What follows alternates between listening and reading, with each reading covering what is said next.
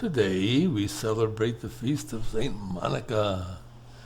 She was a North African Christian, the mother of Saint Augustine of Hippo, which means horse. And so what happened? She was probably born in Algeria. She is believed to have been an Amazigh on the basis of her name. You know what an Amazigh is? That's one of the Berber peoples. She had 3 children who survived infancy, 2 sons, Augustine and Navigius, and a daughter, Perpetua. She was unable to get them baptized, and she grieved heavily when Augustine fell ill. In her distress, she asked her husband to allow him to be baptized, and he agreed. And then when he got better, Daddy said, no, I don't want him to be baptized. And then it got even worse, because as he got older, his youth was a youth of a greatly wild and crazy guy. His youth was misspent, he was wayward, he was lazy. Finally, he went to school at Medauros and studied rhetoric in Carthage. He had become a Manichaean, and when he returned home and shared his Manichaean views with his mommy Monica threw him out of the house. Now, you can't do that. So she visited a certain bishop, and the bishop looked at her and said, the child of those tears shall never perish. She followed her son to Rome. But when she got to Rome, she discovered he had gone to Milan. So she went to Milan, and there she found the Bishop Ambrose, and through him ultimately saw Augustine convert to Christianity after 17 years of resistance.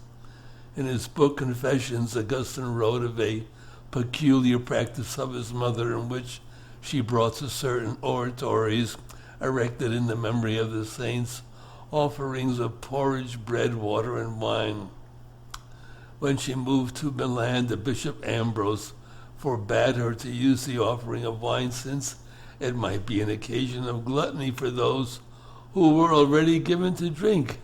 So Augustine wrote of his mommy, in place of a basket filled with fruits of the earth, she had learned to bring to the oratories of the martyrs a heart full of pure petitions, and to give all that she could to the poor, so that the communion of the Lord's body might be rightly celebrated in those places where, after the example of his passion, the martyrs had been sacrificed and crowned.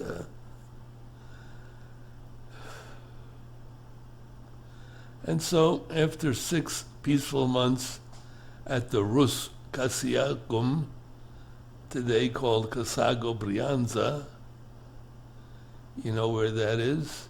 That's in Lombardy. After which Augustine was baptized by Ambrose in the church of St. John the Baptist at Milan, Monica and Augustine left for Africa, set out on their journey, stopping at Civitavecchia and at Ostia. And that's where Monica died, and Augustine's grief inspired his great book, The Confessions.